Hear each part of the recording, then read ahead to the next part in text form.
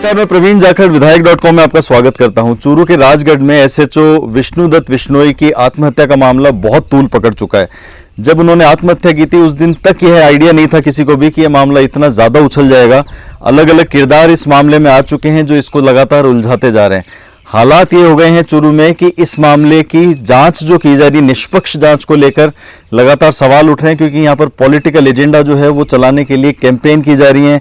Rajgarh already एक ऐसी sensitive जगह है जहाँ पर क्राइम बहुत ज़्यादा है, पॉलिटिकल लीडर्स जो हैं वो बहुत ज़्यादा सक्रिय हैं और वो किसी भी मामले को प्रभावित कर सकते हैं। देखने वाली बात यह है कि यहाँ पर पहली बार ऐसा हो रहा है राजगढ़ में कि सोशल मीडिया कैंपेन भी इस लेवल पे चलाए जा रहे हैं इस पूरे मामले को लेके, जो जांच को प्रभावित कर सकते हैं। अच्छे अधिकारी को जांच सौंपने के बावजूद लोकल लेवल पे पॉलिटिकल अप्रोच बनाई जा रही है, हंगामे किए जा रहे हैं और जांच को प्रभावित करने की पूरी कोशिश की जा रही है। देखने वाली बात यह कि जब हमने इस पूरे मामले की पड़ताल की और न्यूट्रल होकर सारी चीजों को एनालिसिस करने की कोशिश की तो सामने आया कि इस पूरे मामले में 7 ऐसे किरदार हैं जो मामले को प्रभावित कर रहे हैं। आज इस वीडियो में हम लोग बातचीत करेंगे इन्हीं 7 किरदारों के ऊपर। तो चलिए शुरू करते हैं। इस बात में कोई शक नहीं कि विष्णुदत्त विश्नोई एक ईमानदार अधिकारी थे। उन्होंने कभी भी पैसा नहीं लिया। आम जनता के साथ जिस तरह का एसएचओ का एक जुड़ाव था वैसे एसएचओ का जुड़ाव देखने को नहीं मिलता है। डीजीपी ने भी कहा है कि वो हमारे टॉप 10 कॉप्स जो थे उसमें शामिल थे। लेकिन विष्णुदत्त विश्नोई के एक मित्र जो कि इन 7 किरदारों में सबसे पहले नंबर पर आते हैं, एडवोकेट गोवर्धन सिंह है। गोवर्धन सिंह मूल रूप से बीकानेर से ताल्लुक रखते हैं, लेकिन चूरू के इस मामले में गोवर्धन सिंह का बड़ा दखल है। देखने वाली बात है कि इतना बड़ा दखल क्यों है गोवर्धन सिंह का। गोवर्धन सिंह मित्र थे विष्णुदत्त विश्नोई के, स्वाभाविक एक मित्र होने के नाते भी उनका दखल हो सकता है। लेकिन एक और बड़ा कारण यह है कि विष्णुदत्त विश्नोई ने आत्महत्या करने से पहले बातचीत की थी, लगातार चैटिंग के जो है स्क्रीनशॉट्स वो एडवोकेट गोवर्धन सिंह सार्वजनिक कर चुके हैं। तो गोवर्धन सिंह से लगातार उनकी बातचीत हो रही थी। गोवर्धन सिंह अफसोस भी जता चुके हैं कि उस बातचीत के बाद उनको जाना चाहिए था और विष्णुदत्त विश्नोई से मिलना चाहिए था। लेकिन ये देखने वाली बात है कि गोवर्धन सिंह का इस पूरे मामले को इतना ज्यादा तूल देने के पीछे एजेंडा क्या है। ये सारी चीजें जो गोवर्धन सिंह आज फेसबुक पर आकर कर रहे हैं, ये कैंपेन, सोशल मीडिया कैंपेन बना रहे हैं, ये सारी चीजें सरकार को जांच में सपोर्ट करने के लिए भी वो सीधे तौर पर कर सकते थे। लेकिन गोवर्धन सिंह का कहना है कि सीबीआई जांच इस मामले में करवाई जानी चाहिए। और गोवर्धन सिंह लगातार फेसबुक के ऊपर एक के बाद एक कैंपेन उन्होंने बना दिया पूरी तरह से। फायदा गोवर्धन सिंह को किस तरह का हो रहा है देखने वाली बात है। गोवर्धन सिंह के फेसबुक पेज पर जिस दिन आत्महत्या की गई थी उसके पहले दिन 48,000 फॉलोवर्स थे, लेकिन आज आप देखेंगे तो गोवर्धन सिंह के फेसबुक पेज पर 95,000 फॉलोवर्स हैं। यानी हम लोग सीधे तौर पर कह सकते हैं कि सोशल मीडिया के इस दौर में सबसे बड़ा एजेंडा ये बनता जा रहा है और इसमें गोवर्धन सिंह को बड़ा फायदा हो रहा है। यहाँ पर 2 माइलेज वाली हम लोग बात कर सकते हैं। या तो गोवर्धन सिंह का भविष्य में आगामी चुनाव में या उसके अगले चुनाव में कहीं ना कहीं कोई पॉलिटिकल एजेंडा है और गोवर्धन सिंह आने वाले समय में चुनाव लड़ सकते हैं। तो यहाँ पर गोवर्धन सिंह अगर चुनाव नहीं लड़ना चाह रहे हैं तो शायद उनको पब्लिक के सामने स्पष्ट करना चाहिए कि मेरा कोई चुनावी एजेंडा नहीं है, मैं केवल अपने मित्र की मदद करने के लिए या उनकी आत्महत्या के ऊपर कोई पॉलिटिक्स नहीं है, उसके अगेंस्ट में मैं खड़ा होकर ये पूरी लड़ाई लड़ रहा हूँ। दूसरा एजेंडा ये है कि गोवर्धन सिंह अपने प्रोफेशन में काफी एक्सपर्ट माने जाते हैं। गोवर्धन सिंह काफी पॉपुलर भी हैं अपने प्रोफेशन में, आरटीआई के एक्टिविस्ट के तौर पे भी काफी जाने जाते हैं। उनके प्रोफेशन में उनको बड़ा फायदा मिला है। ये जितना एजेंडा, ये जितना माहौल बनता जाएगा गोवर्धन सिंह के लिए ये प्लस ही प्लस करता जाएगा। तो गोवर्धन सिंह इस पूरे मामले के पहले किरदार हैं। इस पूरे मामले के दूसरे बड़े किरदार हैं राजेंद्र राठौड़। राजेंद्र राठौड़ सीनियर लीडर हैं, बीजेपी के लीडर हैं और देखने वाली बात है कि राजेंद्र राठौड़ ऐसे मामलों को बुनाने के एक्सपर्ट माने जाते हैं। हंगामा करना उनके लिए कोई बड़ी बात नहीं है। जब भी ऐसे कोई मामले होते हैं तो वो सड़कों पर उतर पड़ते हैं और यहाँ राजेंद्र राठौड़ को एक कह सकते हैं कि लोकल लेवल पे सस्ती लोकप्रियता भुनाने का एक मौका मिल गया है और वो उससे चूकना भी नहीं चाह रहे हैं। आपने देखा होगा कि राजेंद्र राठौड़ ने जैसे ही आत्महत्या का प्रकरण हुआ उसके बाद में थाने पर पहुंचकर वहां पर उनके जो एसएचओ के उच्चाधिकारी थे उनके साथ बदतमीजी से उन्होंने पेश आए। वहां पर तू मैं भी अधिकारियों के और राजेंद्र राठौड़ के बीच में, मतलब हम लोग कह सकते हैं कि जांच जितनी आगे बढ़ेगी जांच उतनी ही ज्यादा कॉम्प्लिकेशंस इसमें बढ़ते जा रहे हैं। इस मामले के तीसरे किरदार हैं मनोज न्यांगली। मनोज न्यांगली यहाँ पर पूर्व विधायक रह चुके हैं।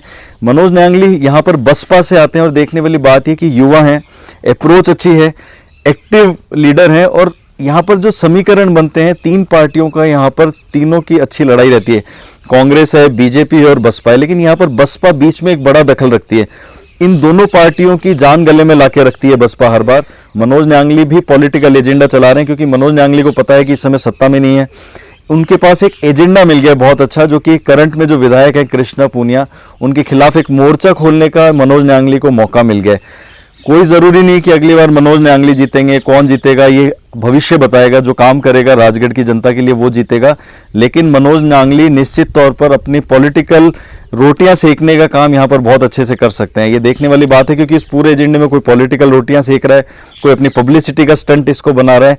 मूल रूप से जो सरकार जांच कर रही है, जो पुलिस विभाग जांच कर रहा है, उस जांच में सहयोग देने से ज्यादा ये एजेंडे यहां पर ज्यादा प्रचारित और प्रसारित किए जा रहे हैं। राजगढ़ में चौथा सबसे बड़ा किरदार है विधायक कृष्णा पूनिया। विधायक कृष्णा पूनिया इस पूरे मामले के अंदर उनको जबरदस्ती एक तरह से हम लोग कह सकते हैं कि घेरा जा रहा है। कृष्णा पूनिया पर आरोप लगाए जा रहे हैं, पॉलिटिकल लीडर्स ने घेराबंदी उनकी की है। क्योंकि हम लोग यहाँ नोटिस करने वाली बात है कि राजगढ़ चूरू जिले की सबसे हॉट सीट मानी जाती है।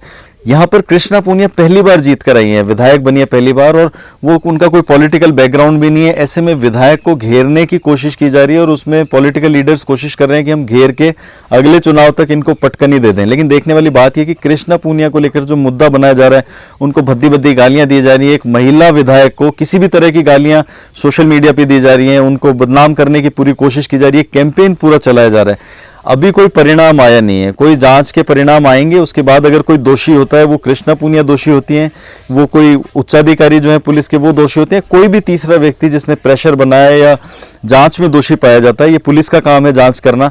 लेकिन यहाँ पर देखने वाली बात है कि पब्लिक ने और पॉलिटिकल लीडर्स ने एक एजेंडा बना दिया कृष्णा पूनिया के खिलाफ, और वो निर्णायक की भूमिका में आ गए हैं। वो जुडिशरी की तरह काम कर रहे हैं कि नहीं, विधायक के प्रेशर में आत्महत्या की गई है, या इन्होंने 5 करोड़ का मामला था जो कि एसएचओ ने के आने के बाद में राजगढ़ के थाने का निर्माण करवाया गया था, उसमें कह रहे हैं कि विधायक का भी दखल है। लेकिन ये सारे आरोप हैं, आरोपों को इस तरह प्रचारित और प्रसारित किया जा रहा है कि कृष्णा पूनिया की छवि को नुकसान पहुंचाया जा सके। कुल मिलाकर अभी तक हमने जो 4 किरदार बताए, उन चारों किरदारों में नुकसान में कोई है तो वो कृष्णा पूनिया है, क्योंकि उनकी पॉलिटिकल छवि को नुकसान पहुंचाने की लगातार कोशिशें की जा रही है। और कई सारे लीडर्स घेराबंदी करके इस काम में जुट गए हैं, क्योंकि उनको पता है कि अगर कृष्णा पूनिया इसी रफ्तार से आगे बढ़ती रही तो अगली बार फिर से कृष्णा पूनिया यहाँ पर धाक जमा सकती हैं। उसको रोकने के लिए, उसको ब्रेक करने के लिए एक पॉलिटिकल एजेंडा यहाँ पर नेताओं को मिल गया है। 5वां किरदार है यहाँ पर इस पूरे राजगढ़ के मामले में चूरू की एसपी और चूरू की एडिशनल एसपी। देखने वाली बात यह है कि इन दोनों का नाम यहाँ पर क्यों आ रहा है, कोई तो कारण है। क्योंकि बहुत सारे थानों में, बहुत सारे जिलों में बंदी को लेकर थाने बड़े बदनाम होते हैं और एसएचओ से बंदी ऊपर जाती है, ये एक प्रक्रिया बताई जाती है। ये बात देखने वाली है कि एसएचओ विश्नोई जो थे बहुत ही ईमानदार व्यक्ति थे, और निश्चित तौर पर ऊपर किसी भी तरह की बंदी में वो कभी भी इन्वॉल्व नहीं रहे, पहले भी नहीं रहे, इस यहाँ राजगढ़ आने के बाद में भी इन्वॉल्व नहीं रहे। लेकिन क्या ये बंदी प्रकरण से जुड़ा हुआ मामला है? पुलिस अभी जांच कर रही है, जो ऊपर से डीजीपी के निर्देशों के बाद में जांच की जा रही है। तो यहाँ पर अगर कोई बंदी का मामला है, कोई प्रेशर का मामला ऊपर से आता है, या फिर विश्नोई के ऊपर एसपी की तरफ से कोई प्रेशर था, जिसको उन्होंने सुसाइड नोट में भी लिखा है कि मैडम मैं कायर नहीं हूं। ये देखने वाली बात है कि उन्होंने ये बात क्यों लिखी अपने सुसाइड नोट में, बहुत बड़ी बात है। इसका मतलब कोई ना कोई ऊपर से भी उनके ऊपर प्रेशर था। संभवतः वो जांच में देखते हैं कि क्या चीज सामने आती है, क्योंकि जांच को प्रभावित करने वाली कोई भी प्रतिक्रिया इस समय गलत होगी। यहां पर देखने वाली बात है कि अगर ऐसा कोई मामला सामने आता है कि उच्चाधिकारियों का प्रेशर बनाया गया था या बंदी प्रकरण थे, तो ये बहुत ही संवेदनशील मामला है। और ये डीजीपी के लिए भी बहुत बड़ी बात होगी कि पूरे राजस्थान में ऐसी आत्महत्याओं के जो मामले हैं और उसमें बंदी प्रकरण सामने आते हैं, तो वो बड़े संवेदनशील हैं। आज हम लोगों ने देखा है कि दौसा में भी एक ऐसा ही मामला है जिसमें एक पुलिस के कार्मिक ने आत्महत्या कर ली है। लगातार आत्महत्या के मामले बढ़ना तनाव बताता है कि डिपार्टमेंट में किस तेजी से तनाव बढ़ता जा रहा है, और ऊपरी प्रेशर जो है, अधिकारियों के प्रेशर, वो भी लगातार बढ़ते जा रहे हैं। छठा किरदार जो है इस सारे मामले का, वो यहाँ के सोशल मीडिया इन्फ्लुएंसर्स हैं। देखने वाली बात यह है कि चूरू या शेखावटी पूरे बेल्ट में इस तरह की प्रभावना वाला कैंपेन जो है पहले कभी नहीं किया गया था। लेकिन नेता भी इस बात को समझने लगे हैं कि सोशल मीडिया में ताकत है, और इस पूरे मामले को भुनाने के लिए नेताओं ने कैंपेन चला दिया। और कैंपेन भी इस कदर चलाया जा रहा है कि इसमें सोशल मीडिया के एक्टिव यूजर्स को कहीं ना कहीं प्रमोट किया जा रहा है।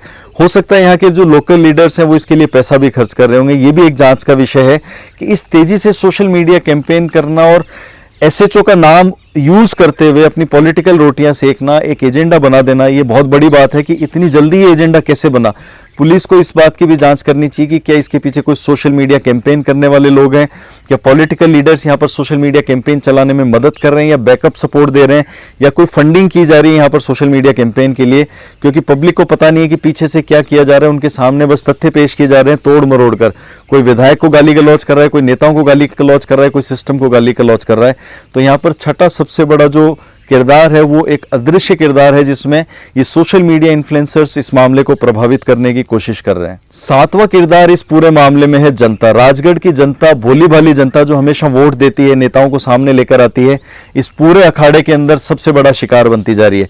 देखने वाली बात है कि सोशल मीडिया कैंपेनर्स जो चीजें स्प्रेड कर रहे हैं, जो सोशल मीडिया के ऊपर वायरल कर रहे हैं, उन चीजों को जनता as it is copy paste कर रही है। जनता उसका हिस्सा बनती जा रही है और जनता को पता भी नहीं है कि उनको बेवकूफ बनाया जा रहा है। कई लोग अपना एजेंडा इस्तेमाल करने के लिए जनता का यूज कर रहे हैं। दो धड़े बना दिए गए यहाँ पर, एक धड़ा इसकी बुराई कर रहा है, एक धड़ा इसकी बुराई कर रहा है, और इन दोनों धड़ों के बीच में जनता बेवकूफ बनती जा रही है। हम लोग राजगढ़ की जनता को ये कहना चाहेंगे कि सोशल मीडिया की इस प्रभावना से दूर रहिए, छोड़ दीजिए ऐसे सोशल मीडिया को, साइड रहिए जो आपका नुकसान कर रहा है, आपकी छवि का नुकसान कर रहा है, आपके यहाँ एजेंडों को खत्म कर रहा है।